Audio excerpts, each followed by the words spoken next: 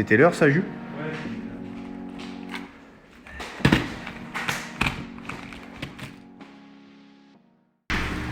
Salut Julien. Salut. Eh ben écoute, je suis en France puisque 2020 n'a pas été une excellente année pour le tourisme pêche. Et il se peut que je fasse l'ouverture avec vous cette année. Donc Parfait. je suis plutôt un pêcheur de carnassiers, pas trop un pêcheur de salmonidés. Je connais le décontact, je vois que tu en as quelques-uns là dans la boîte.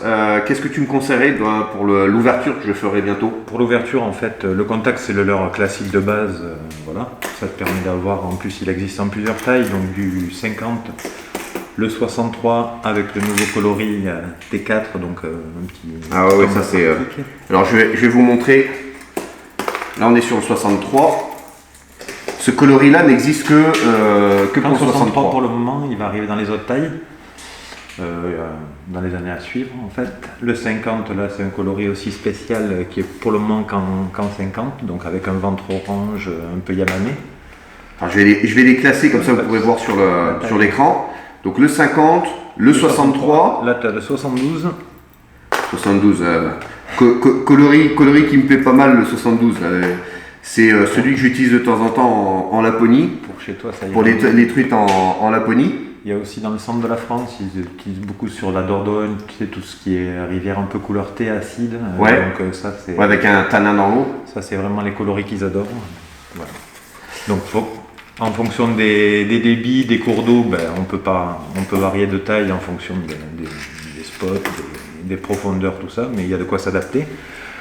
Comment tu l'utilises le décontact, toi?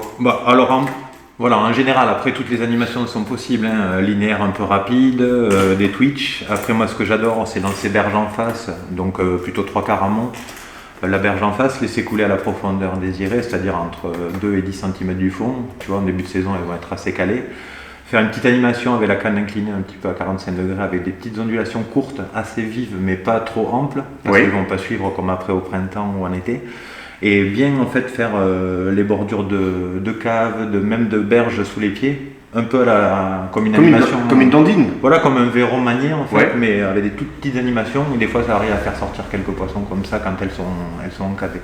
Je vois que tu as une nouveauté là, c'est le décontact 110, c'est ça? 110, voilà, c'est le grand frère, il fait 26 grammes.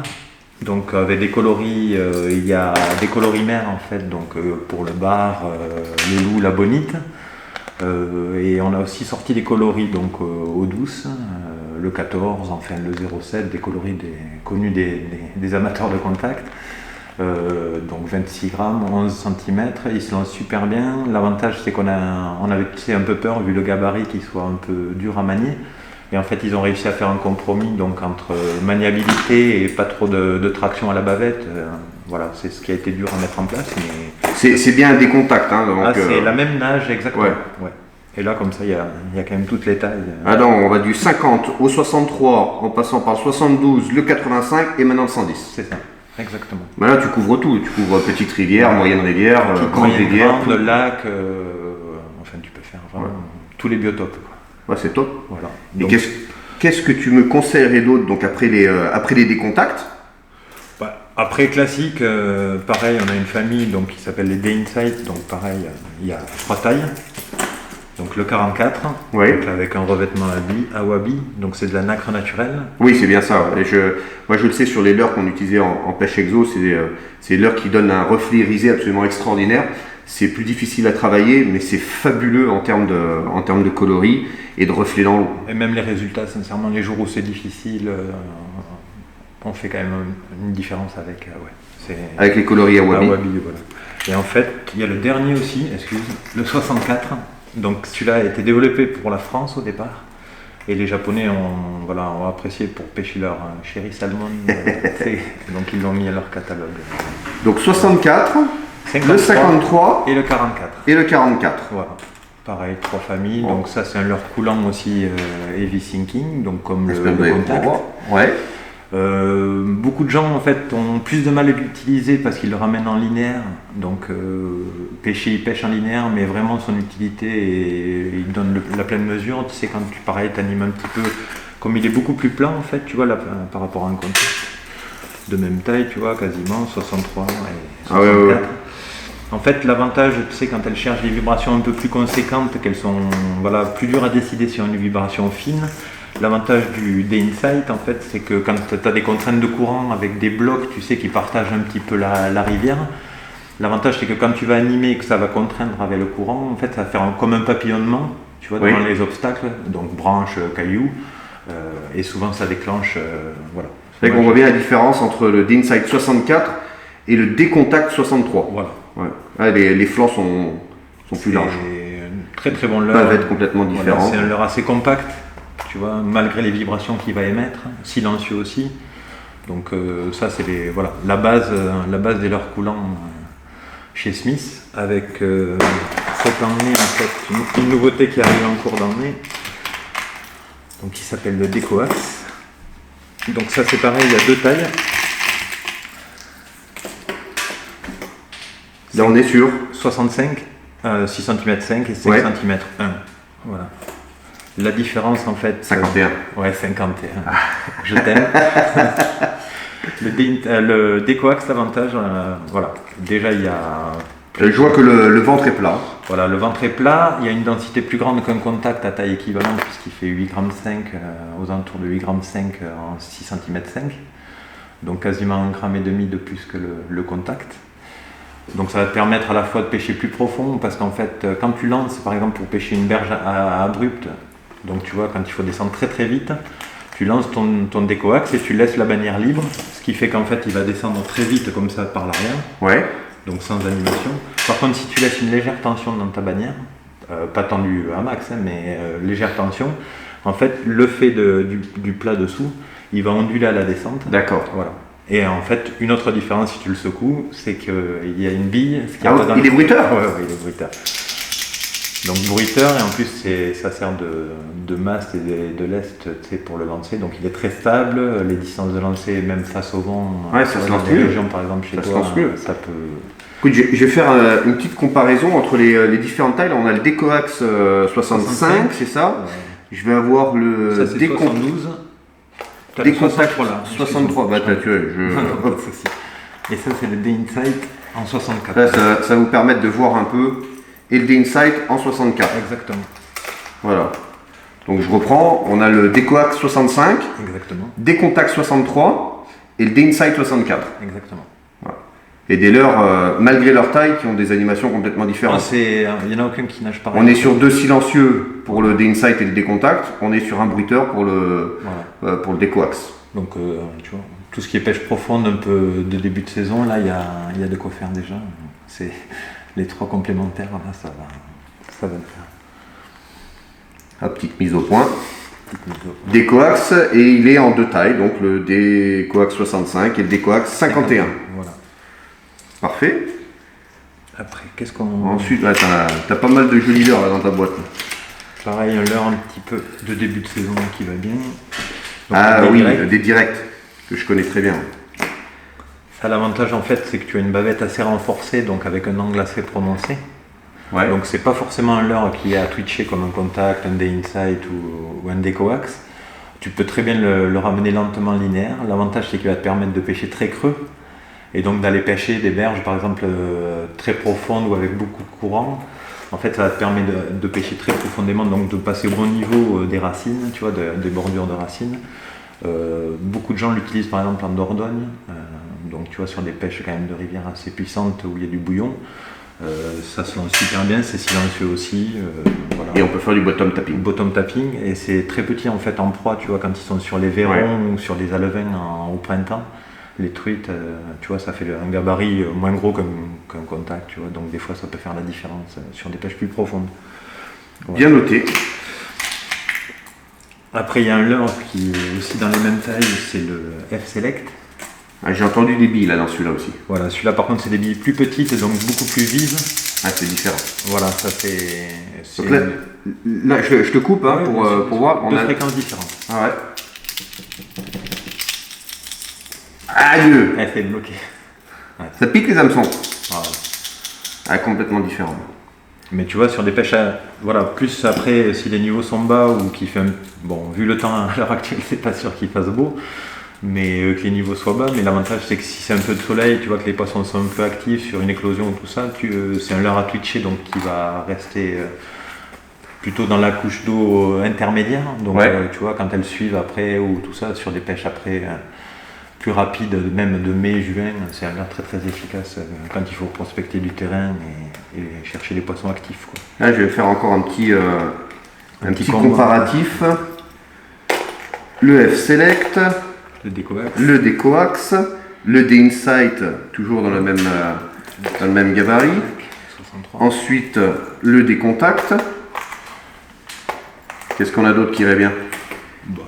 Et là, on est sur le D-Direct en termes de taille. Voilà, et tu vois les différences de bavette, de plat, de plat dessous, enfin toutes les différences qui font que les nages sont pas du tout pareils et complémentaires. Hop. Après, qu'est-ce que je peux te montrer? Alors ça aussi en début de saison sur une petite rivière, ça peut être intéressant. Ça c'est le D-Concept 48 MD. Donc l'avantage c'est qu'il est coulant, silencieux, avec un profil assez rond, complètement silencieux. Ouais, c'est très rond comme leurre. Voilà, l'avantage c'est que ça va te permettre de pêcher en un simple lancer ramené, tu vois, de le ramener en cranking lentement, et il pêche directement à la bonne profondeur. C'est des vibrations, en fait, ils l'ont créé pour... tu sais, ils voyaient que les truites des fois réagissaient plus à des vibrations de cuillère. Ouais. Donc ils ont essayé de reproduire en fait une vibration plus forte que sur un contact ou tout ça, donc, mais sur une animation linéaire cranking, tu vois. Donc pêche de début de saison, des retournes, des zones un peu calmes. Voilà. C'est plutôt un leurre. Donc là pareil, dans à peu près les mêmes gabarits, on a le D-Contact 50, le D-Concept 48, voilà, le D-Coax 51 et le D-Coax 51. Donc un petit... Et puis il nous manque le petit D-Insight en 44. Ouais, pour des tailles qui sont très proches. C'est vrai que le profil est beaucoup plus rond sur le D-Concept. Oui, et on va comparer, tu vois, par exemple avec le Jade. Donc ça aussi un leurre très très très très efficace en début de saison, avec deux densités en fait, un flottant et un SP. Ouais. Donc flottant et suspending. Alors l'avantage du flottant par exemple, c'est que ça a dû t'arriver déjà d'avoir une berge où tu peux pas accéder en fait. Oui, sous les frondaisons d'arbres. Ou parce qu'il y a un éboulis ou parce qu'il y a quelque chose. Tu laisses partir ton leurre en fait en te mettant au-dessus du poste dans le courant, pick-up ouvert, ce qui fait qu'il va partir. Tu le laisses partir derrière la zone. Tu fermes ton pick-up, canne un peu basse, tu mets 2-3 twitch de temps en temps, un petit peu de ramener. Et l'avantage donc avec le flottant, c'est que s'il y a un obstacle, tu laisses remonter, donc il passe l'obstacle. Par contre, j'utilise beaucoup le SP en début de saison, parce que tu sais, les truites ne sont pas très très actives vu la température de l'eau. L'avantage du SP, en fait, c'est que tu vas pouvoir faire une pause, donc et le maintenir vraiment dans la couche d'eau. Et il est vraiment parfaitement suspendu. Ce qui fait que tu vois, quand elles sont très très difficiles à décider, ça va te permettre de faire une toute petite micro-animation quand elle est derrière, et souvent ça va déclencher, voilà, ou pas, mais ça te permet d'avoir cette pêche que tu peux pas avoir avec un leurre sinking, tu vois, qui va être obligé d'être toujours en action pour être ramené et être efficace. Bien compris, je tâcherai de m'en souvenir pour l'ouverture. Après, pareil, dans les mêmes familles, tu vois, dans les plus petites rivières, on a le D-Compact. Voilà. D-Compact. Ouais.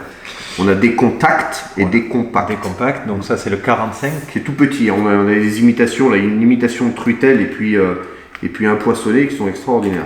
Et l'autre fait 38, 3 cm 8, donc voilà, c'est plutôt sur des petites rivières ou des débits un peu bas. Le gros avantage du D-Compact par rapport au D-Contact, c'est qu'il est moins lourd. Donc sur des pêches discrètes, tu vois, sur des poissons où le niveau sera plus bas ou des poissons très pêchés, tu peux faire une pêche précise à vue, tu vois, quand tu as repéré un poisson par exemple sur une bordure, le poisson ne partira pas ou ne sera pas apeuré, contrairement à un contact, tu vois, ou un leurre un peu plus. Et parce que l'impact dans l'eau est moins bruyant, c'est beaucoup plus discret. Le tout petit, sincèrement, ça fait comme un gobage. Ouais, c'est indétectable, enfin, à 2 mètres de la truite, c'est indétectable. Voilà. Et qu'est-ce qui te reste d'autre? Parce qu'on a bientôt terminé toute la boîte. Alors là, c'est les BTK. Donc ça, c'est un leurre un peu particulier. Et je me rappelle, j'ai une petite anecdote sur le BTK. Oui, on se la gardera. On se la gardera pour nous. Pour faire les vidéos de l'époque. Le BTKS et le BTKS 35. Voilà, en fait, c'est 2 tailles différentes. Il est plus gros, le 35. Voilà. 3,2 le petit, 4 grammes de le gros. Donc c'est un leurre qui n'a pas de bavette, donc c'est vrai que c'est un peu déroutant parce que tu te demandes en fait comment ça nage. L'avantage, ils ont réussi à faire, pour moi, un leurre vraiment polyvalent. C'est-à-dire que si tu le lances, tu le ramènes, il nage comme un petit crank, c'est-à-dire que même sans bavette en fait, ils ont réussi avec le lestage à créer un angle où ça fait une vibration, donc tu le ramènes comme un crank ou une cuillère en linéaire. Ouais. Après moi ce que j'adore dans ce leurre, c'est que par exemple, tu vois, je vais t'en prendre un juste. En fait quand tu l'animes, donc tu vas avoir le leurre qui va taper au fond comme ça, les hameçons ne touchent pas le fond, et en fait ça va te permettre de faire une pêche donc de bordure, donc de cache, autour des blocs. Et par exemple, derrière une petite chute d'eau, tu sais, où un leurre avec une bavette en fait va être emporté parce qu'il y a de la prise, ça, l'avantage, c'est que ça te permet de pêcher à la pointe des rochers, tu vois, et de la cascade qui se fait, donc des tourbillons, souvent où les truites sont embusquées, et donc d'avoir une pêche en dandy, comme on parlait avec le contact. Avec le gros avantage, c'est qu'en fait, le lest, tu vois, il est là. Donc en fait, il va être quillé droit comme ça, un peu incliné, et les hameçons ne touchent pas le fond. Donc voilà, t'arrives. Donc c'est pas un leurre de plein eau, c'est plutôt un leurre de fond. Alors de plein eau au printemps sur des animations un peu en dart et un ramené un peu rapide, d'accord, ça serait bien. Après là, je suis pas sûr que vu les niveaux à l'heure actuelle, tu sais, on puisse pêcher, on verra, hein, mais voilà, je pense que voilà, ça c'est complémentaire. Là, je vois comment il est équilibré. Voilà. Après, c'est en complément du 110 aussi, du contact pour les grandes rivières, donc. Ouais. Pardon, je t'enlève les autres. On a. Donc ça c'est le décontact 110. Voilà, 110. Là on a un TS Joint Minnow. Donc pareil, j'adore la nage. J'adore la nage. Ben, l'avantage, tu sais, les articulés depuis la nuit des temps, c'est efficace. C'est très chaloupé, donc c'est pas un leurre de plein courant. Moi, je l'utilise en bordure de courant, dans les zones un peu plus calmes. Voilà, en seconde catégorie, après quand c'est ouvert, les zones un peu plus profondes, un peu plus. Et l'avantage, c'est qu'il y a une nage très très silencieuse, très onctueuse. C'est très agréable à pêcher parce que ça tire pas beaucoup. C'est suspending, donc ça te permet de pêcher, tu vois, en faisant des pauses, pareil que ce qu'on disait quand elle suit, tu vois, quand une grosse truite te suit et qu'elle n'est pas décidée, ça peut jouer. Donc pareil, ça se lance bien. On est dans le même gabarit, hein, 11 cm. Voilà, on essaye de garder le même gabarit pour avoir des leurres complémentaires comme ça sur les grandes rivières. Et après, tu vois, le Cherry Blood. Voilà, le Cherry Blood, donc celui-là, c'est le medium deep, aux alentours d'1,50 m grosso modo, et celui-là 2,20 m. Donc c'est le deep, c'est la bavette qui va jouer. Le plongeon, la bavette est beaucoup plus. L'avantage du Cherry Blood, c'est que c'est un leurre super pêchant en fait, parce que il tient très très bien le courant. En fait, il a été développé pour pêcher, tu sais, au Japon quand les saumons remontent. Donc c'est des pêches, des saumons de 2-3 kg, donc ça équivaut aux belles truites, tu vois, dans les grandes rivières. Et très très bon lancer, donc très stable lancer. Il y a un transfert, tu peux. Je me rappelle le transfert de. C'est exceptionnel en termes de lancer en nage, c'est fabuleux comme leurre. Une bonne canne et une bonne tresse, tu traverses une grande rivière. Par contre, je l'utilise, tu vois, les gens ont pareil tendance à vouloir le twitcher et en fait. Linéaire. Voilà, linéaire, entrecoupé, tu vois. Stop and go. Voilà, d'une petite tirée au démarrage parce qu'en fait ça va le déséquilibrer. Et en fait, ça va te permettre de pêcher sur une grande rivière, une très très grande dérive. Tu vois, en lançant 3 quarts amont, une petite prise de contact.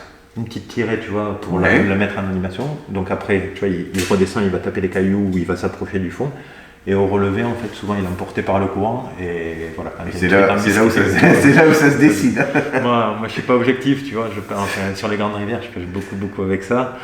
On a fait des tests en Dordogne, tu vois, avec des gens qui sont convaincus que par le contact. Voilà. Et enfin, ça a très très bien marché. Ben écoute, merci pour toutes ces informations. Je suis fin prêt pour l'ouverture. Il n'y a plus qu'à. Ben écoutez, j'espère que ça vous aura aidé à vous décider. Et si vous avez des questions, laissez-les dans les commentaires. Merci bien, au revoir. Au revoir.